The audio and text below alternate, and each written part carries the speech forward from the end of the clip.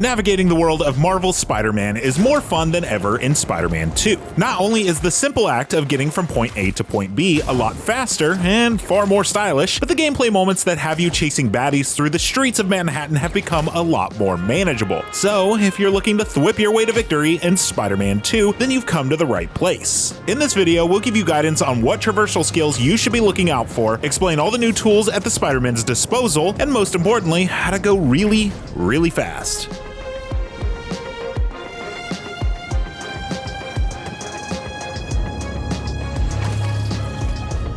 Let's start by looking at some of the new tools we have. Since 2018, Marvel's Spider-Man has served as a prime example of how to make navigating a video game's open world incredibly fun. While the simple acts of swinging, point launching, diving, and air tricks haven't been completely overhauled, the Spider-Man have a lot more tools at their disposal this time around.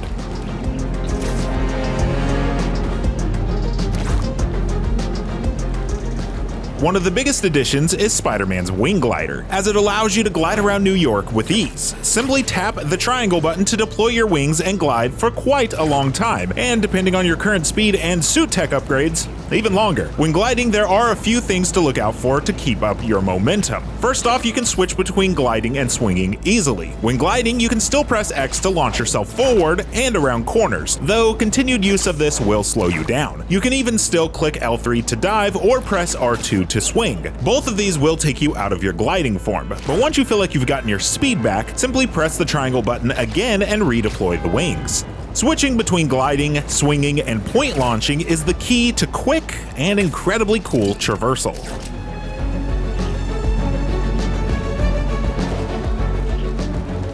A handy new thing they added in Spider-Man 2 is sort of a skyrail system in the form of wind tunnels. These come in two variations, horizontal and vertical. Do I even need to explain the difference between them? Okay, fine. One makes you go up and the other makes you go forward, like really fast. While swinging around, you can press R3 to see the paths that all these wind tunnels will take. That way, if you're heading towards a quest marker, you can quickly spot the fastest way to travel there. And yes, while the wind tunnel air current does appear to be moving in a single direction, they aren't. You can enter them in any direction to propel you forward. Also, you'll notice that, except for really sharp turns, you don't really need to struggle to stay in, as the game will keep Spider-Man in the tunnel as best as it can.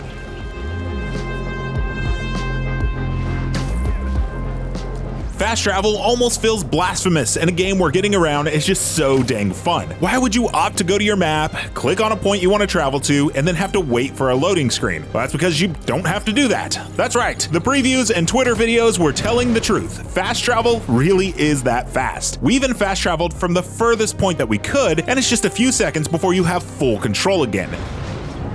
To unlock fast travel in a district, you'll need to complete activities in that zone to fill up the district progress bar. Once you get to this symbol, that's when you're good to fast travel to that area. And it's not just to a designated spot either, you'll fast travel to where your cursor is hovering. Moving the cursor around the map will highlight each region in purple, and each region has its own progress bar.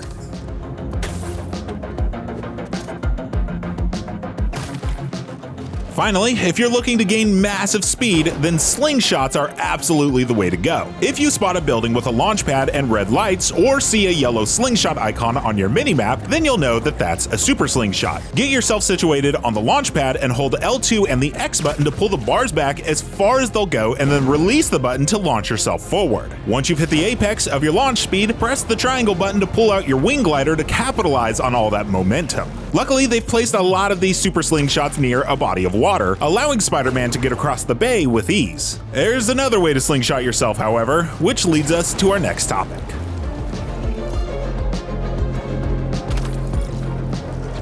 Now that we've gone over all the brand new tools that the Spider-Man have, let's take a look at some of the skills you want to pick up first to make everything we've discussed so far even better. When on the skill tree tab, you'll see that there are 3 to choose from: Miles, Peter, and a shared skill tree. The Miles and Peter specific skill trees focus mainly on their individual abilities. So for Traversal, we'll be focusing on the center of the shared skill tree. Here's what you should grab.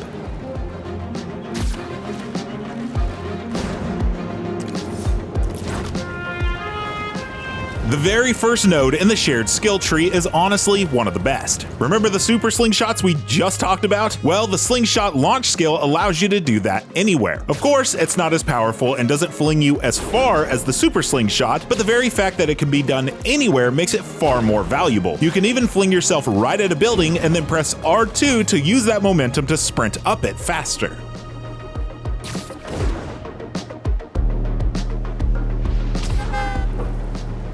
We contemplated if we should include this one, mainly because its actual usefulness is up for debate. When diving, press and hold R2 to put Spider-Man into a swing, and while you're holding it, he'll do a full vertical loop, giving him a bunch of built-up speed to then leave the loop with a kick of momentum. The issue is, sometimes it just doesn't work. You have to dive from fairly high up first, or he just won't have the momentum to do the full loop. And also, the amount of time it takes to do the loop makes for a cool-looking start, but kind of a slow one. That said, it really does just look so dang cool, we can't help but recommend it. It's not worthless, especially early on, it's just not as good as Slingshot Launch. But hey, the Spider-Man games are about balancing effectiveness with style, and this move just looks too good.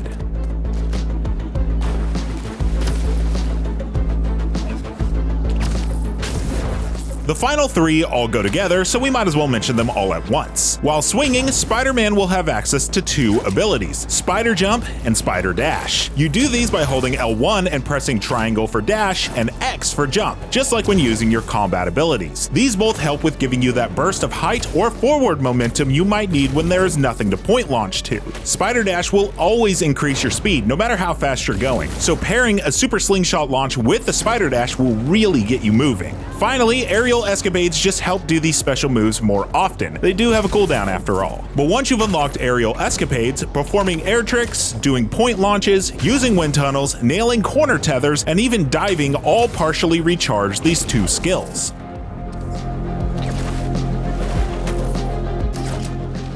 Finally, there is one more quick thing to mention, and that's Suit Tech. In the Suit Tech menu, there's literally a section that focuses on Traversal. There's nothing in here that's incredibly groundbreaking, they just make all the moves we've mentioned more effective. One will add that burst to your point launch that we all love. Another will increase your swing speed, and you'll even see some web wing speed and maneuverability improvements as well. These upgrades all just make you a faster and more agile Spider-Man. So upgrade that Suit Tech section first, if that's your thing. And those were the best ways Spider-Man 2 has improved the way you'll be swinging and gliding around Manhattan. What's your favorite new spider tool? Make sure to sound off in the comments below. And for more on Spider-Man 2, make sure to check out our full review. Also, why not head on over to IGN's growing Spider-Man 2 wiki for more tips and tricks like these. And of course, for everything else video games, you're already in the right place, IGN.